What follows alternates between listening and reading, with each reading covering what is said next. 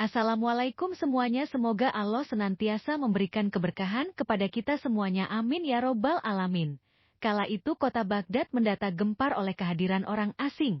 Persoalannya bukan pada orangnya, melainkan orang asing tersebut tidak mempercayai adanya Tuhan. Bukan hanya itu, ia juga menantang orang-orang muslim berdebat mengenai adanya Tuhan. Kabar ini pun sampai ke telinga Baginda Raja, karena dianggap bikin resah masyarakat. Orang asing ini lalu dipanggil ke istana. Apa tujuanmu membuat onar di negeri kami? Tanya Baginda Raja. Orang asing ini menjawab, untuk apa mengaku bertuhan, kalau tidak bisa menjawab pertanyaanku. Kemudian Baginda Raja bertanya kembali, apakah kamu tidak percaya adanya Tuhan? Dengan tegas orang itu menjawab, tentu saja saya tidak percaya adanya Tuhan, dan saya juga tidak percaya adanya akhirat. Mendengar itu Baginda Raja sempat terkejut, tapi saya dan rakyatku percaya adanya Tuhan, berarti keyakinan kita berbeda, jadi jangan ganggu rakyatku. Tugas Baginda Raja. Kalau Paduka Raja percaya adanya Tuhan, bisakah Paduka menjawab 3 pertanyaanku? Tanya orang tersebut.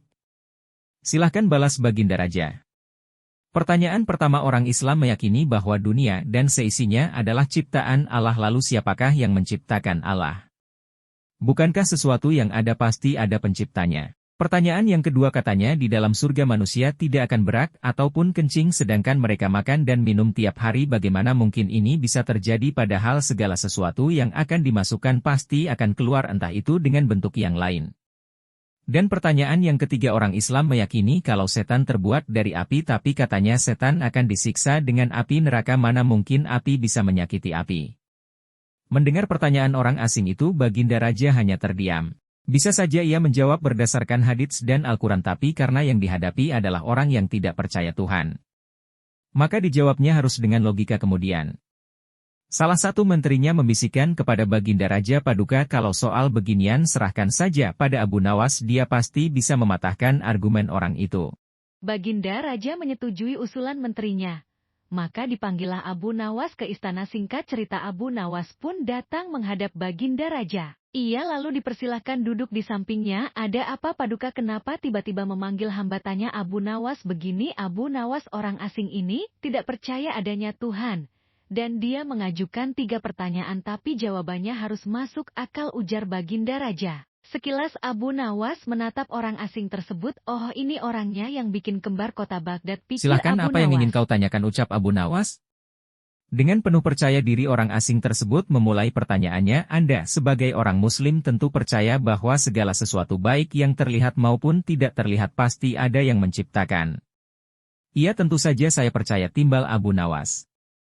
Sekarang saya mau bertanya, siapakah yang menciptakan alam semesta dan seisinya? Tanya orang asing. Yang menciptakan alam semesta dan seisinya adalah Allah Tuhan saya, jawab Abu Nawas. Oh, baiklah, lalu siapakah yang menciptakan Allah? Bukankah tadi Anda mengakui bahwa segala sesuatu baik yang terlihat maupun tidak terlihat pasti ada yang menciptakan? Banyak orang itu kembali sejenak. Abu Nawas terdiam. Ia pun lalu berkata, Anda pasti tahu kalau kami selaku orang Islam mengakui hanya ada satu Tuhan. Kita istilahkan saja Tuhan dengan angka 1. Sekarang gantian aku yang bertanya, angka 3 berasal dari angka berapa? Tanya Abu Nawas. Angka 3 berasal dari angka 2 ditambah 1, jawab orang tersebut. Tepat sekali. Kalau angka 2 berasal dari angka berapa? Tanya Abu Nawas kembali. Angka 2 berasal dari angka 1, jawab orang itu. Benar sekali. Sekarang kalau angka 1 sendiri berasal dari angka berapa? Tanya Abu Nawas. Orang itu kaget dengan pertanyaan tersebut, ia hanya terdiam tak bisa menjawabnya. Kemudian Abu Nawas berkata kembali, pada intinya semua angka pasti ada awalnya, entah itu angka 5, angka 4, ataupun angka 10, dan angka-angka tersebut diibaratkan alam semesta ciptaan Allah.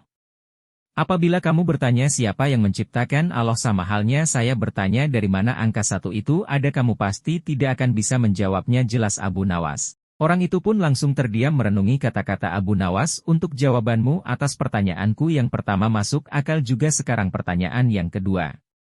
Kalian sebagai muslim pasti meyakini kelak hidup di surga tidak akan berak dan kencing, padahal di sana kalian makan dan minum setiap hari. Mana mungkin itu bisa terjadi? Jelaskan padaku, tanya orang asing tersebut. Baik, akan saya jelaskan. Selama kamu dalam kandungan rahim ibumu, tentunya kamu makan dan minum, bukan? Karena menurut ilmu medis, seorang janin memakan sesuatu yang dimakan ibunya. Lalu ketika kamu dalam kandungan ibumu, selama 9 bulan, Apakah kamu pernah berak ataupun kencing untuk kedua kalinya? Pertanyaan orang asing itu bisa dijawab dengan mudah oleh Abu Nawas.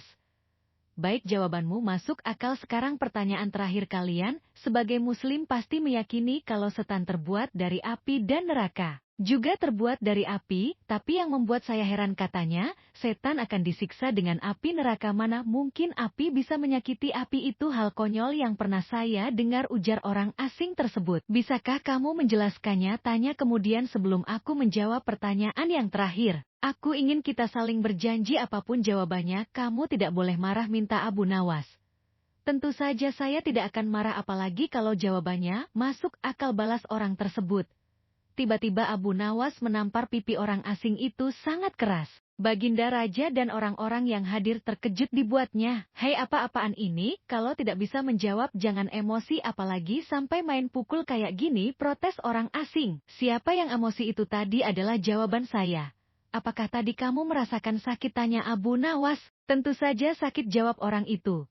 Sambil memegang pipinya, coba kamu perhatikan tangan saya, bukankah tangan saya terbuat dari tulang dan daging? Begitu juga dengan pipi kamu, tapi ketika tangan saya ini tamparkan ke pipi kamu, kamu langsung kesakitan. Itulah gambaran sederhana, kalau api neraka bisa menyakiti setan, setan pasti akan merasa kesakitan, meskipun ia sama-sama terbuat dari api, kata Abu Nawas.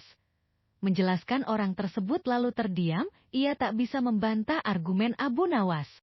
Sementara Baginda Raja tertawa terbahak-bahak dan orang-orang istana kagum atas kecerdikan Abu Nawas. Sampai di sini dulu perjumpaan kita, semoga Anda terhibur. Wassalamualaikum warahmatullahi wabarakatuh.